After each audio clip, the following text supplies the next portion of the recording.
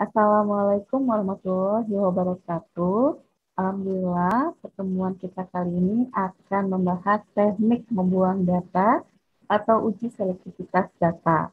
Ya. Teknik membuang data ini ada 3 metode yang bisa dilakukan, yaitu dengan metode Dixon, metode Grab, dan metode Cohen. Ya. Mengapa kita belajar tentang teknik membuang data? Karena dalam mendapatkan data, terkadang kita mendapatkan data yang outlier. Misalkan ini kumpulan data dan ada data yang tiba-tiba ekstrim terlalu tinggi atau ekstrim terlalu rendah gitu. Nah, sehingga kita membutuhkan ingin menganalisa data ini perlu dibuang nggak ya, gitu. Jadi ada tekniknya juga untuk membuang data. Jadi sebelum dilakukan pengolahan data, sebaiknya diputuskan terlebih dahulu apakah data yang menyimpang tadi harus dibuang atau dapat dipertahankan. Nah, ketika berhadapan dengan situasi seperti ini, ya, kumpulan data yang mempunyai jumlah data N cukup besar, dibuang atau tidaknya salah satu data itu tidak akan memberikan pengaruh yang cukup berarti.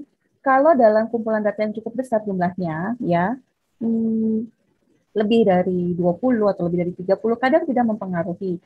Namun berbeda jika data yang kita punya ini dalam jumlah N atau jumlah data yang relatif kecil, misalkan kurang dari 6. Nah, ini akan menimbulkan suatu permasalahan data outlier ini.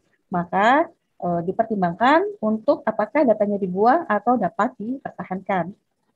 Nah, kita mulai dengan seleksi data dengan uji Dickson. Apa bedanya Dickson, Grab, dan Coveran? Kita lihat ya. Yang pertama yaitu dengan uji Dickson. Uji Dickson ini dibagi menjadi 3 tahap, yaitu kelompok data 3 sampai 7 ya. Di sini adalah banyaknya data. Banyaknya data 3 sampai 7 ini ada rumusnya seperti ini. Ya. Ini ada data terendah dan data tertinggi. Data terendah ini disebut juga data min atau data minimum gitu ya, data yang paling rendah, dan data max itu adalah data yang tertinggi. Nah, ini dicari. Ini adalah data min hitung dan data max hitung. Kemudian kita bandingkan dengan dekritis pada tingkat kepercayaan 95%. Nah, ini ya dekritisnya. Oke. Nah, ini untuk D8 sampai dengan D13 ya. Kalau jumlah N-nya datanya 8 sampai 13 atau 12 ya, itu bisa menggunakan rumus ini. Gitu. Oke. Jadi untuk data terendah dibandingkan dengan data dekritisnya ya. Data max-nya nanti hasil perhitungannya dibandingkan dengan data dekritis. Apabila data minimal dan data maksimalnya itu nilainya kurang dari dekritis, maka data tersebut tidak perlu dibuang. Namun jika data minimum dan data maksimumnya hasil perhitungan dan dibandingkan dengan dekritisnya lebih besar daripada dekritisnya, maka data tersebut harus dibuang. Nah, ini adalah untuk jumlah rumus Dickson untuk data 13 sampai 40. Ini dekritisnya ya, sesuai dengan jumlahnya. Oke.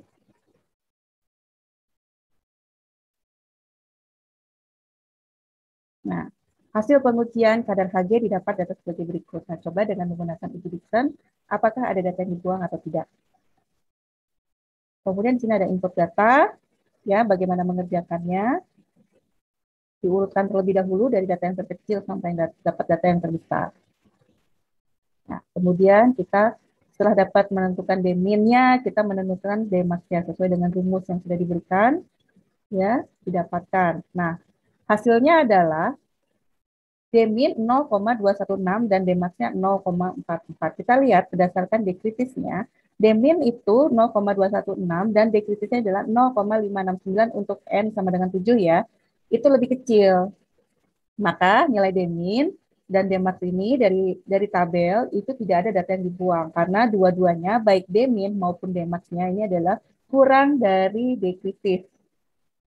Nah, seperti itu. Dan ini ada soal lagi. Silahkan dicoba apakah ada data yang dibuang atau tidak dengan Dickson ya. Oleh kalian dicoba ya. Kemudian ada seleksi data dengan uji graph. Oke, jadi kalau graph itu perbedaannya dengan Dickson adalah kalau graph kita menggunakan standar deviasi gitu ya. Jadi nilai rata-rata dikurangi data pertama dibagi dengan standar deviasinya. Ini untuk G-min atau G1 rendah ya. Karena graph ini ada tiga rumus yang bisa dipakai dengan graph ini ya. Ada uji graph yang pertama ya, jika terdapat hanya satu data ekstrim. Jadi kita pakai graf yang pertama. Kalau rumus graf yang kedua diaplikasikan apabila terdapat dua data ekstrim, yaitu satu data ekstrim pada posisi satu rendah dan satu data ekstrim pada posisi tertinggi. Jadi kalau yang ekstrimnya di rendah ada, di yang di tinggi juga ada ekstrimnya, maka pakai rumus graf yang kedua. Namun kalau hanya salah satu ya, berarti hanya menggunakan rumus graf satu. Kalau graf 3 ya, ini diterapkan apabila terdapat dua buah data ekstrim yang letaknya berdekatan satu sama lain atau berpasangan. Itu pakai graf 3. Nah, ini ada rumusnya dan keterangannya. Baik graf 1, graf 2 dan graf 3 ya. Nah, kita lihat di sini juga ada tabel grafnya untuk melihat membandingkan hasil G hitungnya dengan G tabel. Kita lihat untuk graf 1, graf 2 dan graf 3 ya, di sini ada. Misalkan kalau jumlah N-nya 6, maka graf dan kita menggunakan rumus graf 1, maka kita dapatkan graf kritisnya adalah 1,8220. Nah, dicoba ya menggunakan rumus graf ya. Kalian dicoba. Dan yang terakhir adalah graf yang ketiga ya. Tadi kalau graf ketiga itu menggunakan standar deviasi juga dan dilakukan apabila ada data ekstrim yang saling berdekatan atau berpasangan. Selanjutnya kita akan ada uji selektivitas data dengan metode Cochrane. Kalau Cochrane ini untuk membandingkan kelompok data antar kelompok data. Beda dengan Dickson dan graf itu hanya satu tunggal saja, satu kelompok data saja tunggal. Tapi kalau yang Cochrane ini kita membandingkan beberapa kelompok data. Jadi kelompok data yang satu dengan yang lainnya, kita bandingkan mana yang lebih presisi, mana yang lebih baik ya pengulangannya. Nah, ini menggunakan metode Cochrane. Ini rumusnya ya. Jadi pertama-tama kita mencari dulu dari setiap kelompok itu standar deviasi kuadrat yang paling besar. Di sini ada max ya. Standar deviasi max yang paling besar yang kuadrat ya. Standar itu berarti varians ya. Dibagi dengan jumlah keseluruhan dari varians tersebut dalam satu kelompok. Nah, di sini ada contohnya. Untuk contoh perhitungan Cochrane, di sini standar deviasinya sudah ada ya. Berarti kita tinggal mengkalikan, mengkuadratkan setiap standar deviasi, kemudian dilihat mana yang memberikan varians yang paling besar. Nah, nanti dimasukkan ke dalam rumus, dijumlahkan ya yang pembaginya, kemudian hasilnya adalah Cochrane hitung.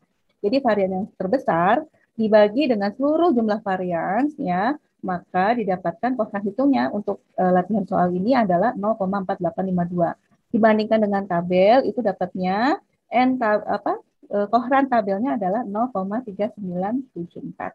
Jadi Cochrane tabelnya adalah 0,974 untuk jumlah orang 7 dan pengulangannya 6. Ini ada 7 orang ya, ada Sarah, Lukman ya sampai Dewi ada 7 orang dan pengulangan analisisnya ada 6. Nah, siapakah dari ketujuh analis ini yang memberikan data yang paling baik ya, atau ada nggak dari ketujuh orang ini yang memberikan hasil analisis yang berbeda, outlier ya gitu ya dari tujuh analis ini.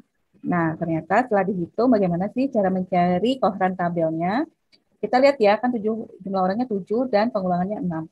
Maka kita lihat di daftar tabel Cochrane ini, N-nya kan 6 ya, 6, sedangkan ke bawahnya 7.